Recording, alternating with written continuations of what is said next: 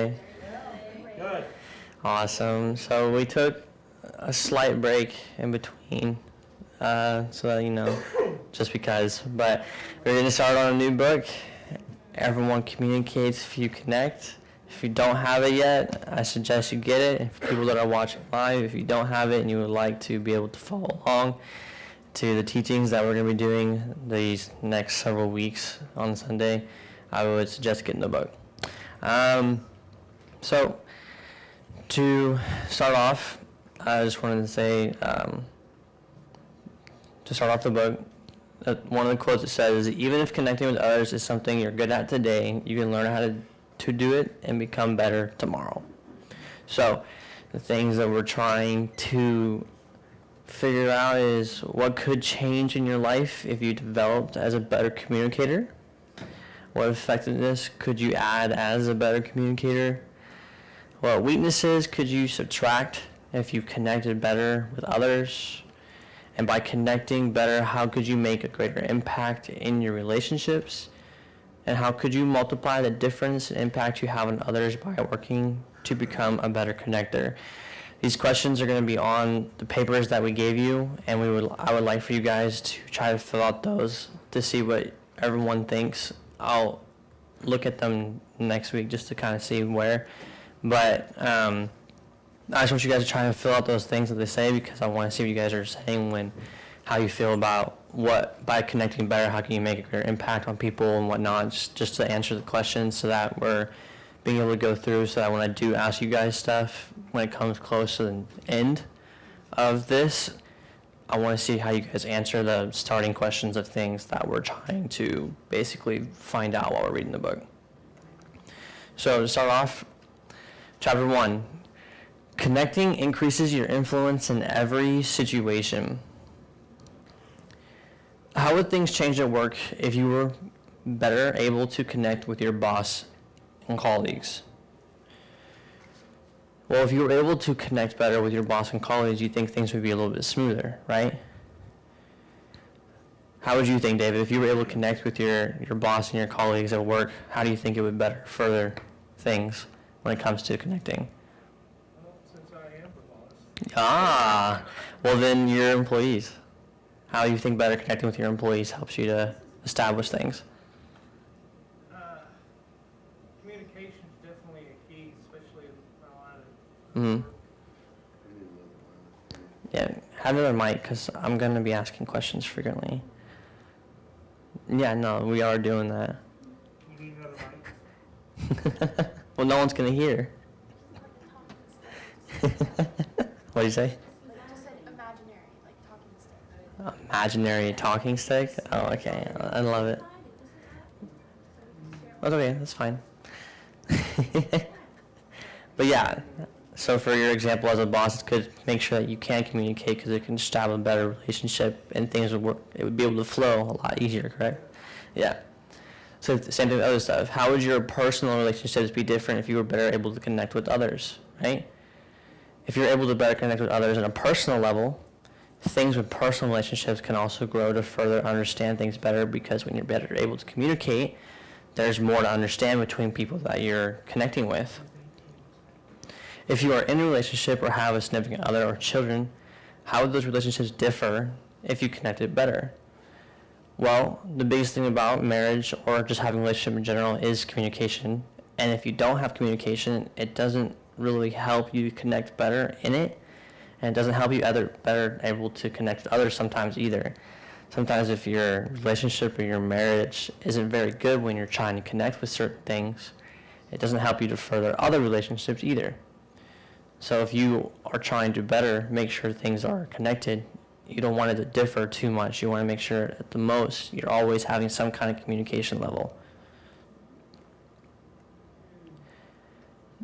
Connecting can make you or break you.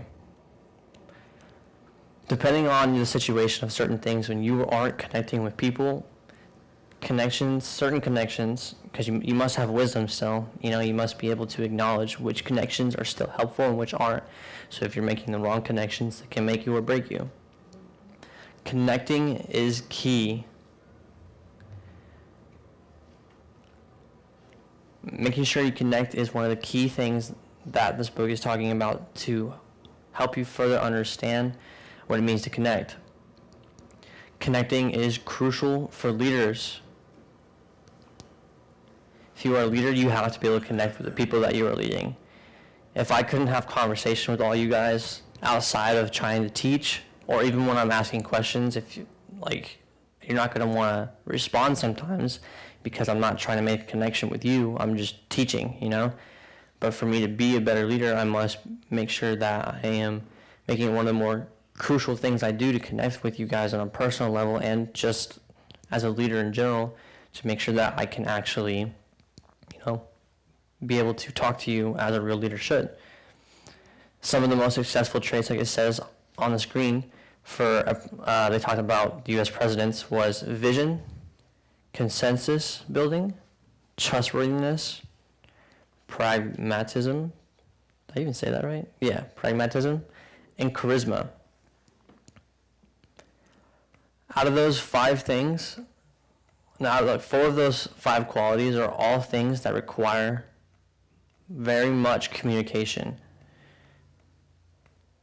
And if those are things that are the things that make a leader, then what are you supposed to do? Well, to connect is the ability to identify with people and relate to them in such a way that it increases our influence with them. So when we're talking about being a leader and talking about connecting with people, leadership is influence. So you're trying to make sure that you are an influence no matter how you connect. So connecting helps in every area of life. You must have a desire to connect too, though. If you don't have a desire to create connections with the people that you're wanting to teach and be a leader to, or just in your workplace, if you're not even in a leadership position, but you still don't have the desire just to connect with your other people around you that you're working with, it's not going to help everyone to further go on. But you must have the courage to change too. In the environment, sometimes things change and you might have to change a little bit. And I was explaining this to someone the other day. I was just in conversation with a friend of mine, and they were talking about how they don't really like change sometimes. And I tried to explain to them, look, you've already made tons of crucial decisions in your life, regardless of how you think about it. You have already made tons of different decisions to change. All it takes is for you to accept that change does happen, but to take the courage to take the change for yourself. Not let everything else around you change you, but the courage to choose what is to change if things are going to change. Because change is inevitable regardless. So if change is going to happen regardless of things that's in your life, then you must be willing to say, okay, I understand. So let me have the desire to choose what I want to change for myself instead of letting my environment change me. So out of those 6 things, how connecting can make you or break you, connecting is key. Connecting is crucial for leaders. Connect helps everyone in their life. You must have a desire to connect and the courage to change, which the above ways in which you connect speaks to you the most and why. Lisa. Out of those 6 things we mentioned, which one of those ways that you think connects to you the most and why? I was thinking about this while you were talking, and I was thinking when I was put in the position of that, I would say one of the main things is trustworthiness, the one up here you talk about. Mm-hmm. In the beginning, like, I'm going to use the example of being life leader. Yeah. Group in my home and being over them. Trusting is a big thing. Mm-hmm. So what I chose to do is build relationship first in our first few sessions, just to get to know each other on a social level a little bit. Yeah. I found getting to know each other personally helped build a little bit of a foundation first before we got into everything. Mm-hmm. And then even corporately, I would do this in the office that I used to work in also. I just find that building relationships letting your guard down a little bit and letting someone get to know you and be approachable starts you off on a good foot. So, For me, yeah. trustworthy, because, So being able to have a trustworthy relationship yeah, basically in every area of your life is helping you to connect. it helps you connect better, more, like playing a game, believe it or not. Playing a game, you find out a lot about people and they connect. That's very true. Just bringing somebody around the table, that's my gift, I love to gather people. So being able to gather, yeah. Yes. When we're around the table, I like it. conversation, talking, interacting, everything. It all blends together after that. Yeah. Yes. Well, if you were reading your book, as John begins to evaluate in the book, and he says, for his own communication skill purpose, here's what he learned about himself when he was doing certain things. John says, there were things I could change but didn't know how to change. So how do you identify that with John discovering that in a sense? When he says there were things I could change but didn't know how to change, how can you identify with that? Well, I identify with it in the sense that it can be hard because when there's some things you would like to change but you don't know how, taking the step to further figure out is sometimes harder to think about than you realize. So for me to really identify with how he's saying those things, or to say like, there were things I would like to change but didn't know, there are plenty of different situations and scenarios I could say I can identify with, but I would say you don't necessarily always want to try to identify with it, because there are things that you want to change and you don't know how, but instead of saying I don't know how, to be able to identify better with his discovery, because he further learns to how to identify it, or how to figure out how to make the change. That means for yourself you need to reach out for it. You must have the desire to change, the courage to make it a little bit of a difference. So if there are things around you that you want to change, well, figure it out. Don't just say I don't know.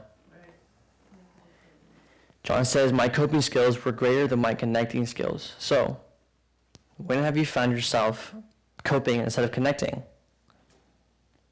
And this is like I said, these are the things on your paper that are questions. Try to answer them for yourself, because I want to be able to look over them, and just see what you guys are saying and whatnot. But when have you ever found yourself coping instead of connecting?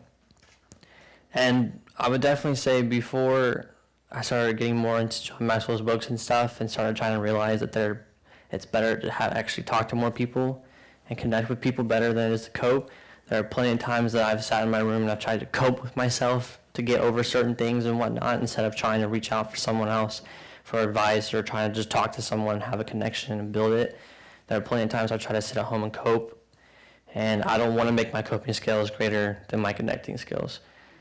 So if you're going to make a difference for it, try to build your connecting skills more instead of trying to always cope with things by yourself. John also says this is something he realized was he wanted to make a difference, not just know about the difference. So it wasn't just trying to make a difference, it was trying to know what the difference was. So when do you need to fight for it when it comes to connecting? So what do you need to do? Well, always, right?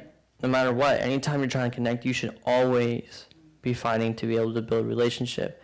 And I'm not saying like legitimately like just fight someone or whatever the case may be, but internally you must always be fighting to figure out what do I need to do and how do I need to communicate.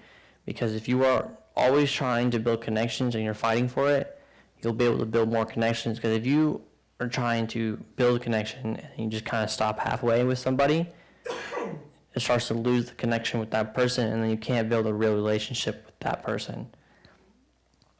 He says, I needed more than courage to change things. I needed connecting skills, which is the courage to change requires intentionally wanting to have a positive influence on others. So it's more than just the courage to change things. It's the courage to change what requires intentionally wanting to have a positive influence on others. So you must have the intention to be a positive influence. You must have the intention to want to change things. You must have the intention to actually build relationship with people. He says more talk is not the answer. It's not the answer. So how does talking less allow you to connect more? Well, for starters, you listen, right? People say one of the biggest things when it comes to communication, besides trustworthiness, is the ability to listen to the person you're trying to communicate with. If you're always the one talking and talking and talking and talking, and they never get to relay anything back, you never learn anything from them, then you are doing too much talking. Because even though maybe you are the one giving advice, maybe you're the one trying to be a leader, you're the one trying to teach, you're in a position to teach, if you're the only one talking and you're not reaching out to try and listen to someone, you're not going to be able to connect with people that much. So talking less is more helpful. When you are talking less and you are trying to ask the questions and you are trying to build a relationship by actually being like, okay, well, blah, blah, blah, blah, blah, blah. What do you think about it? Listen to them. Let them talk to you so that when you're trying to build a connection, they understand that you actually want it because you are sitting down and you are understanding and you are listening to what they have to say, right? These are some connecting signals. Extra effort, people go the extra mile. When you have extra effort, people will go the extra mile. Unsolicited appreciation. They say positive things. They uplift you. You know, these are signals for connecting. Unguarded openness. People with unguarded openness demonstrate trust, right? They demonstrate trust.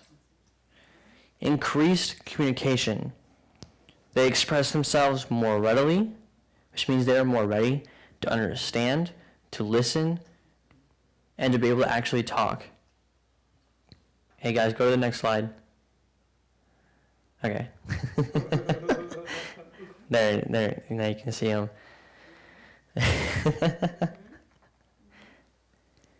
Enjoyable experiences.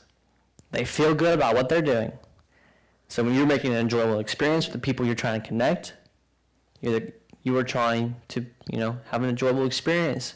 You want to make sure these are the connecting signals you want to make to people. This is what I'm trying to state. Emotional bondedness. They display a connection on an emotional level. So it's more than just a physical, here, see me smile kind of thing, whatever. You are showing with your emotion that you actually care for these people and you want them to understand that you are there, that you can understand what's going on, and you can actually be there to help them enjoy things, to listen, to be there for them, Positive energy. If you are trying to connect, you must have a positive energy. Their emotional batteries are charged by being together. When you are with more people, right? Even if you're having a down day, if you decide to go to a group of your friends and they're all having fun, they're excited, if you can't get excited with them, how are you going to be able to connect with them? The way I think about it is, if you had a bad day, oh well. Don't complain too much about it. Don't get worried about it. If you're around people that you love, that you trust, that you're connecting with, enjoy it. Have fun. Don't make it more depressing by trying to, if there's something going on and they're just there and they're just trying to enjoy things, make the experience enjoyable, have a positive energy when you're doing stuff. Growing synergy. Their effectiveness is greater than the sum of the contributions. You're trying to be effective, right? So when you have a growing synergy, your effectiveness is greater than just the sum of things. You're not just trying to make all your contributions is what matters. Your effectiveness for the contributions is what matters. How you're being effective, that's the growing synergy. And of course, unconditional love. No matter the person, no matter what's going on, for you to truly connect, you must have unconditional love. They are accepting without reservation. These are the conditions for a connecting signal. These are the signals that you want to send to people. You want to have extra effort, unsolicited appreciation, unguarded openness, increased communication. You want to be able to have enjoyable experiences and emotional bondness with the people that you want to connect, positive energy, growing synergy, and unconditional love for people. Those things are key. But it all starts with your attitude. Your attitude is not only how you can connect with people, but why you want to connect with people. So how can your attitude impact your connecting ability, Chloe? In every way. In every way? It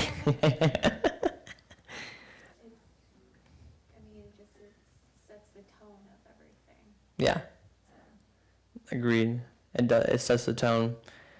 So if you are having a good attitude, right? People see that attitude you're having, that's good. You're trying to come and relay that, hey guys, look, I'm someone who you can actually connect with. I'm not just someone who's grumpy, grouchy, or depressed about stuff, or whatever the case may be, you know. You're displaying an attitude of positivity. You're putting on a smile. You're trying to help them understand that, hey, I'm here to connect, you know. Because it's not only about how, but it's also about why you want to connect with them. So why do you want to connect with others? What are you attempting to achieve? These are things that you want to think about. Why are you trying to connect with other people? And what are you attempting to achieve by connecting with other people? Well, of course, you're attempting to make a difference, right? You're attempting to make some kind of change eventually, because if you're trying to connect with other people, you're not just trying to connect with people just to connect. You're trying to connect with people to actually see a change in your life, but in theirs too, because you're trying to build connection. To be effective in any area of life, you must connect. So the key idea to learn in this is, in any area, just like leading, connecting isn't about when you're only at work or dealing with your team. You want to pay attention to how you can connect with every kind of person in any kind of situation. So no matter the situation, you're always trying to find ways to connect. So where in the world today do you need to improve connecting? Austin, where in the world today do you feel like you need to improve to connect with people? Well, I've been doing a lot of thinking since you've been preaching and talking about this. So I think where I need to do a lot more, where I need to connect more with people, is when I start reading the word on my Facebook every day. Mm-hmm. I feel like I have people watching, but I feel like I don't have a lot of people listening. Yeah. But there's certain the people that do listen are the ones that I know are watching every day. And I want more people to watch, but I feel like where I need to start doing is I need to start reading a lot better. Mm. And I need to start listening to and it's not just other people that need to listen to me. I need to listen to other people too. Yeah. And now that I moved here and I've been listening to you, Uncle Warren, Aunt Kayla, Mm-hmm. I've been doing so much better. That's good. So you believe the place you need to improve the most to connect with people is when you're reading? And listening to people too. Yeah. I think it's both. Reading and being able to listen. So being able to read the Bible to people and be able to listen to what they're having to say back, feedback-wise. Yes. Okay. That's good. You connect better by focusing on others, right? Expanding your connecting vocabulary just beyond just words. You're expanding your vocabulary to further understand people, not just for the word value. I'm not trying to learn a bunch of big words just to know the big words. I'm trying to learn certain words and phrases to be able to better emotionally connect with people, right? When you're able to express things, when someone gives a speech, right, and they're trying to communicate this speech in a way that emotionally gets you, right, you have to use certain words. Just like in a movie, depending on how the action and words of people are used, if that movie can emotionally connect with people, people enjoy the movie, correct? If a movie can't emotionally connect with you, or a speech can't emotionally connect with you with how they're wording things or how it's being said, it's not going to truly connect. Marshaling your energy for connecting. You have to make sure you grab the energy. You must have the energy for connecting. You can connect better by gaining insight and how great connectors connect, right? So by gaining insight with other people who are already good at connecting, you can get insight to learn how to connect your life further with other people. By doing this, we will learn how to acquire practical skills of connecting, such as finding common ground between people, finding the things that you both agree on, making your communication more simple. You can make it so much more simple when you start learning how to do these things. You'll be able to capture people's interests better. When you're gaining practical skills, you'll be able to do these things better. You'll be able to capture people's interests. You'll be able to focus on certain things. So when you're doing this, you connect better. You understand people's interests. These things will help you to inspire others and be authentic. You are you, and you are leading in the way that you best understand yourself because you understand what they want. So you're able to be more authentic with how you believe because you are focusing on their interests, which means you're able to better understand, and they see on an emotional level and a connection level that you are being real to them. They see that you enjoy it. They see that you want to be able to teach it. And because of that, they're able to say, all right, since he is trying to communicate and he sees that we can get interested in these things and he's trying to understand us, understand our interests, he's trying to inspire us, we can see that he's being real to us. So then you are more open to listen to those people. Can I make a comment about that? Do you think, what you're saying, if we bring it into more of the, well, we're Christians, so. Yeah. In the Christian realm, do you think, coming in and not being judgmental helps? Because once you're judging that person, say they have a different personality, they have clearly, and maybe there's some things clear about the person and you know it, but Mhm. once you judge them, now you're doing everything from that judgment rather than seeing Yeah. the person, celebrating them, listening to their ideas, because their ideas may be good, but because you already judged them and made that judgment, so they're labeled. So in your head, you're no longer looking at the person, you know what I mean? You're looking at the behavioral pattern, I just want to say. Mhm. Rather than, do you think that's something that comes in line with what you're saying about the coming together and connecting and being the leader that comes in and draws the people into And yeah, I see what you're trying to mean. There, when you're trying to better understand people's interests and find a common ground and whatnot, and you're trying to focus on people, you can't first judge them. The moment you judge them, it can make things more difficult to connect with others.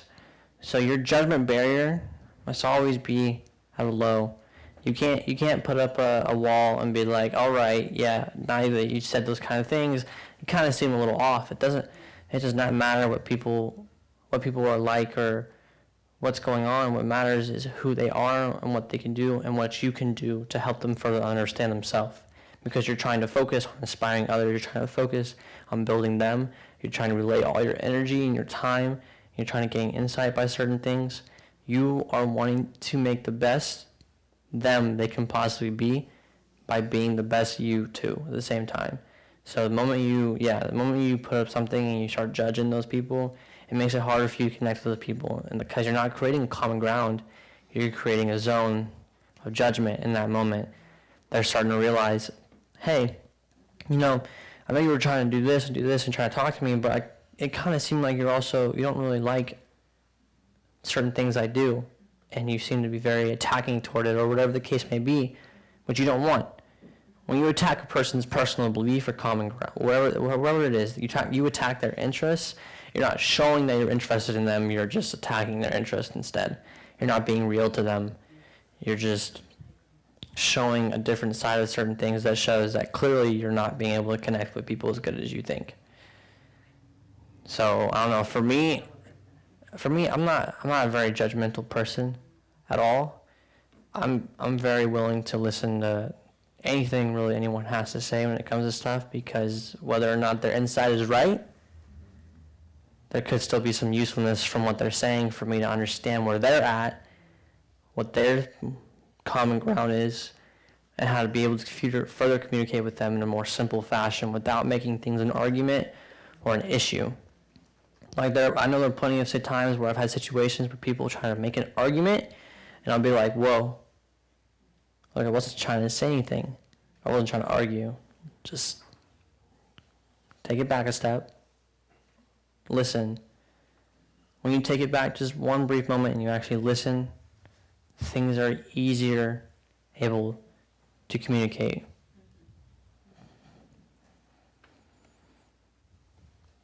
So, to connect with people on all levels, this is a connecting principle.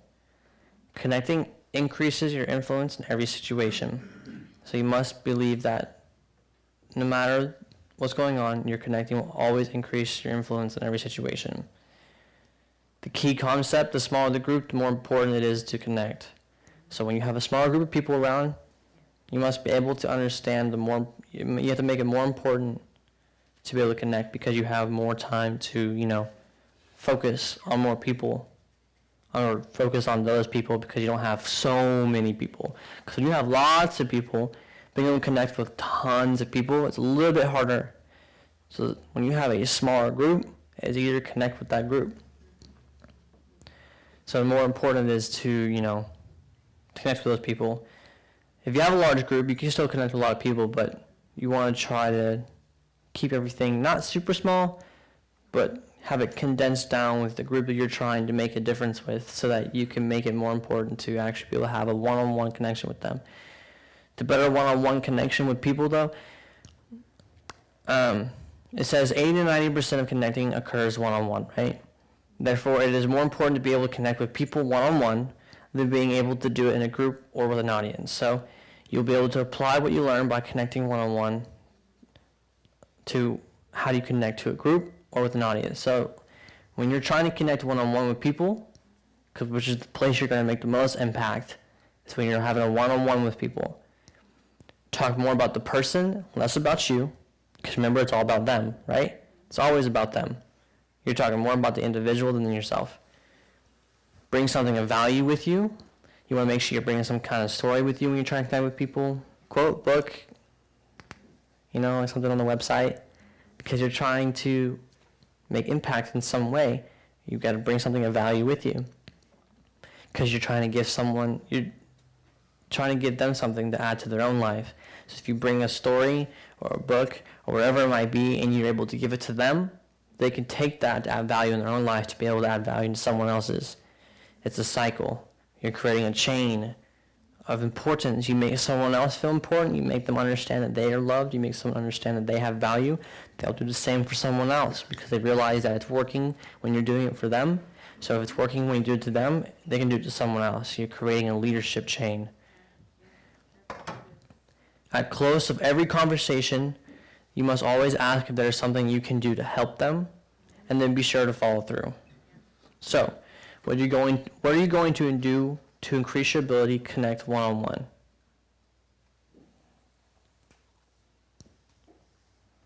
What are you going to do to increase your ability to connect one? I want to say one. Okay. Yeah. Well, I think that one of the things, you hit it already, valuing one another, and then pulling the good out in each one, because everybody has their gifts, everybody has their strong points. Mm-hmm. To find that out as a leader, find out what the strong point is, pull the most out of it, encourage them to do the best they can Yeah. in their situation, in their strengths. Let's just say. Yeah, so to better increase your ability, you must be able to listen. You must be able to understand. You got to build and see what they are capable of to inspire them further. But, anything that has a question beside it, make sure you're answering it, okay? But when you're connecting to a group, it requires you to take initiative with the people in the group. So you're having multiple people. So you must look for ways to complement people in the group for their ideas and actions. When they're doing things together, you must find ways to be able to communicate and compliment them to show them that, hey, your guys' actions to group is doing good.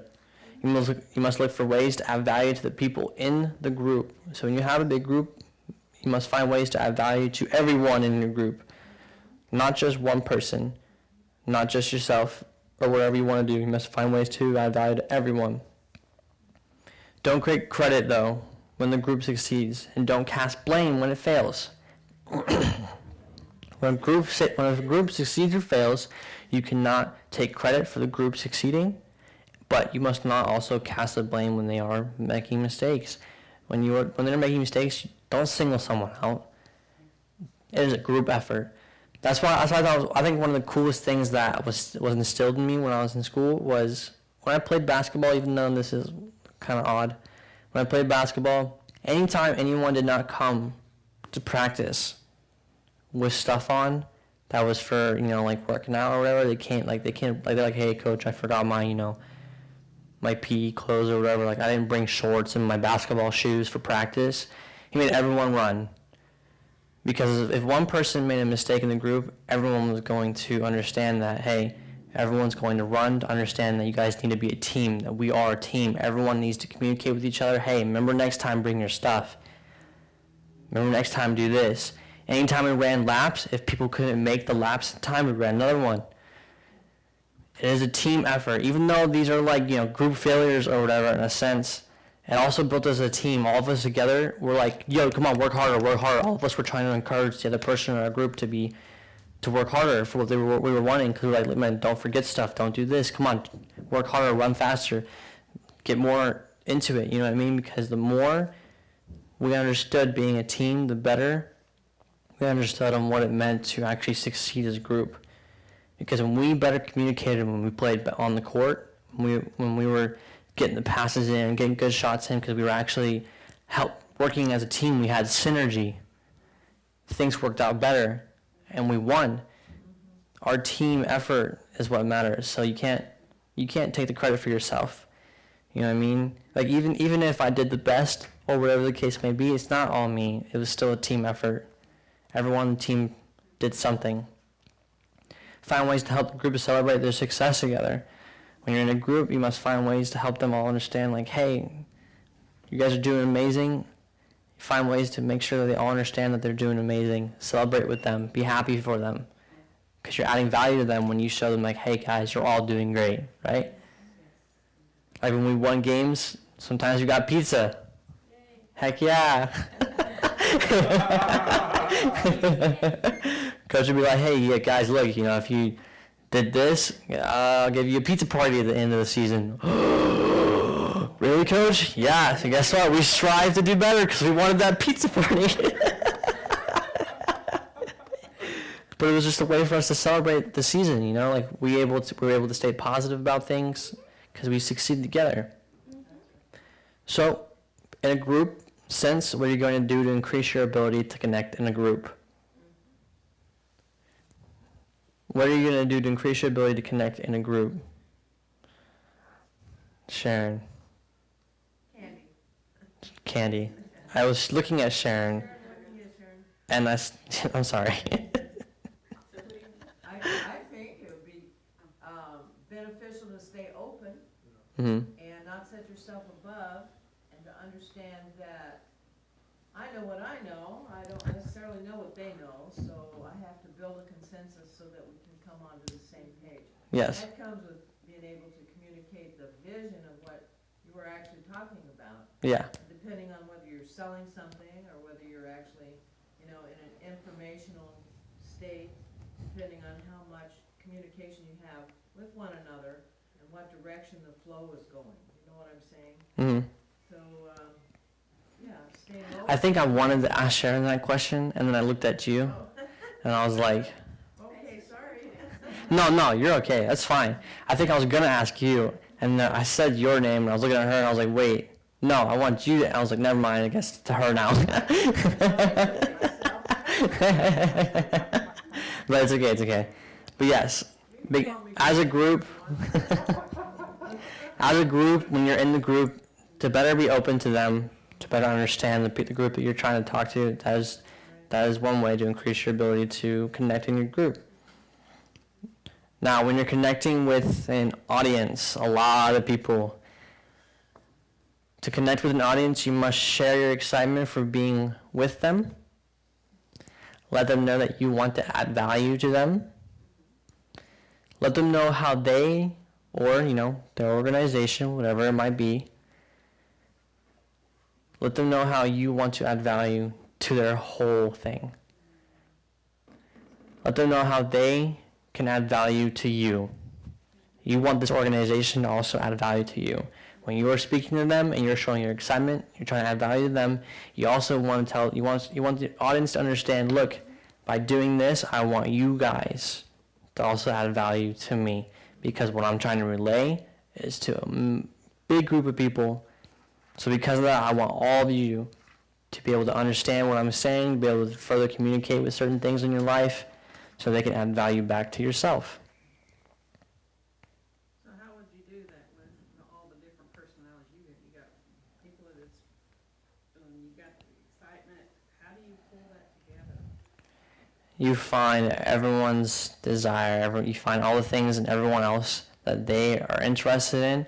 But how, if you're not been around anyone and Mhm. you're the focus, like you're going somewhere, how do you really pull everyone in together with that? Because you got all these personalities. What? You understand what I'm saying? Yeah. When I go into an audience, like if I went to like the church I went to, Jonathan Morgan's, I get there. When I step in front of them, the first thing I do is I tell them how excited and awesome I am to be there, and God's power is going to hit that place. And Yeah. you pervade a lot of energy at the same time, so the energy is going on. At the same time, what he's saying is, if I add value to others, they add value to me. The way they do that is, too much is given, much is required. Okay, so it's not to say that he requires it per se, but there's an expectation. There's an expectation. And I think Jesus expected expectation from all the parables. Like he was so upset with the man who had 1 talent. So there was an expectation. He expected them to go out and multiply. He expected there to be seed to land on good soil, not rocky soil. But I think the other aspect that's going to go well with the training that that we're doing here is the fact of God working with God, recognizing the treasure in other people. So what happens is when you minister in the audience, of course, when I go to some places, I can tell the scale is, well, we got the intellectual theologian all the way down to the person who knows nothing. So it's also your ability to recognize your audience. So when you go to an audience, sometimes I've gone to places I've gone before. When I see that the audience is there with me, let's say 90% have already heard me speak 5-6 times or multiple times, I can keep going higher and then work on trying to pull, kind of say, the person who has not been in the circle before, and then usually get up and encourage the people to remind them of maybe something they missed. One of the things that we did to pull in the people in Alpena Revival when we went there like 13 weeks and thousands came is I'd started doing something which I didn't know what I was doing myself. But me and Kayla, every time we did a meeting, we went and every night when we finished that meeting, we asked them to make tapes. And so we made tapes of the night before. So when people came the next night, we said, who is here for the first time? Well, we already know who's here for the first time because they'd lift up their hands in the audience. So that would give us an idea before I even preach. I said, I'd like to give you a free tape and welcome you and say. So I would give them, and I'm going to give you the tape that I preached on the message last night. So when I preach tonight in revival, you'll be able to catch up with what was preached the night before. So all the visitors are like, oh, thank you. They're receiving my free tape. That's how we gave away over 4,500 free tapes because we knew we started keeping a record. Now, we didn't do that till after about 5-6 weeks. Then we started giving out tapes. So over the next 6-7 weeks, we gave away 4,500 tapes in a little church in Alpena, Arkansas, with thousands of people coming. But what I noticed is that they were like, oh, thank you for receiving something. It almost changed the visitors, like you adding value to the visitor. Hey, here's my message. I really want you to have it. It's important. And by the time the night was over, some of these people who got tapes were running the altar, getting saved and full of the Holy Ghost. And so there's a lot of bigger factors. Yeah. I mean, I don't know. That, Can I just jump on that for a second? yeah. When I was watching your one, the one thing that hit me is he's a teacher. He already spends hours studying. He could have the attitude, well, I know it all. And this is very important with leaders. If you have the attitude, I know it all, nobody's going to teach me anything, I can't get anything from anybody, and you have that attitude, rather than go like he did, he went before everybody, he was already excited. It drew people to him. And That's what I was saying. Get on, I mean, people were, and the other thing that I do is I know that's what you're saying, I make sure the pastor, the leadership, in my messages in the church, while I'm teaching, I will give honor to the leadership. Wow, I love Pastor Jonathan Morgan. My God, look what an awesome job he's done as a pastor. You know he's been teaching you about this. So sometimes while I'm preaching, I can also feel what the pastor has been preaching before me. Now, if I can get in touch with the treasure of God in the other person and say, man, that's a valuable treasure. And then I also draw the people in the church to the fact that, do you understand how valuable your pastor is? Do you understand how precious your pastor is in the situation? I brought up Pastor Jonathan Morgan, I think almost every message when I was at the church I went to, because I also wanted at the same time to people to keep in mind, yeah, I'm there to add value, but you have great value among you, even in your own leadership and your own pastor. Yeah. So all these things are really being brought up by this. You know what I mean? Daniel might not be, in a sense, necessarily where I'm at, but at the same time, while he's teaching this, he's becoming more valuable, but at the same time, he can add value to us. Correct. You know what I mean? So this is the whole synergy aspect. Mm-hmm. Any thoughts? I like the relating.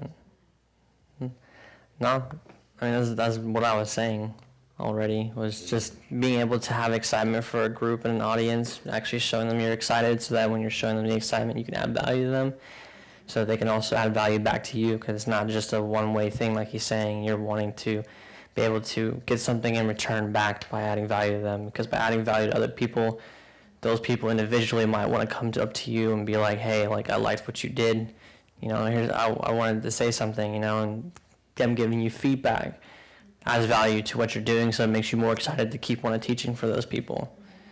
So the more excitement you get, the more, you know, because it talks about the ability to, you know, connect with others, just mainly begins with understanding the value of people to begin with, like we talked about in the 15 Laws of Growth. Adding value, understanding the value of people is what matters the most. Jim Collins, the author of a book called Good to Great, observes that those who build great companies understand that the ultimate throttle on growth for any great company is not markets or technology or competition or products. It is the one thing above all others, the ability to get and keep enough of the right people. Because when you have a stable organization, when you have a great company, it's when you have tons of people who all have the goal to want to keep doing it. The ability to get and to keep these people around is what keeps these companies stable, what keeps them going. Jay Hall, which is one of the consulting firms for Teleometrics, has studied that the performance of 16,000 executives and found a direct correlation between achievement and the ability to care for and connect with people. And here are a few of things that he has found that he does. High achievers. High achievers cared about people as well as profits. They viewed subordinates optimistically, sought advice from those under them, were listeners. Isn't that crazy? People who are high achievers, who are very good at what they do, sought advice from the people under them. People that are already under them in their companies, whatever it may be, they sought advice from people that are under them. They would ask them, hey, look, I understand things are, you know, they might be going pretty well, but is there anything that could change? Is there anything that could make a difference? These people not only cared about people who made, or high achievers, not only cared about people and profits, they not only saw their subordinates optimistically, they also sought advice from people under them, and they also listened. People who were average achievers were only concentrated on production, were focused more on their own status, were reluctant to advice, and only listened to superiors. So people who are, you know, they're still doing all right, were only concentrated on producing things, on their own status, weren't very good at taking advice, but only wanted to listen to people above them. So they didn't ask advice from anyone else around them. People who are low achievers were preoccupied with their own security, showed a basic distrust with their people around them, didn't seek advice ever, and avoided communication and relied only on policy. Whatever their company policy was, they only relied on the manuals. So these are not these. You don't want to be a low achiever, right? You want to be able to care for people, care for what's going on. You want to be optimistic with the people around you. Be open to them. You want to be able to still seek advice, even from people that could be below you. And you want to always be actively listening to others. Because the more you're open to listen, the more you can better communicate with people. So, what are you going to do to increase things in your life to understand how to connect with people? And what are you going to make, how are you going to make a difference in your own life to further connect with people?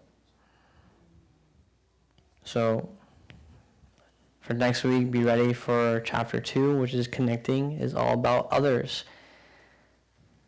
And when you guys are done with your notes and stuff, also, I'm not going to like look over them and whatnot, but like when we get closer into the book, I'm going to ask you, I'm going to look through some of your guys' stuff and just kind of ask you questions from stuff like that,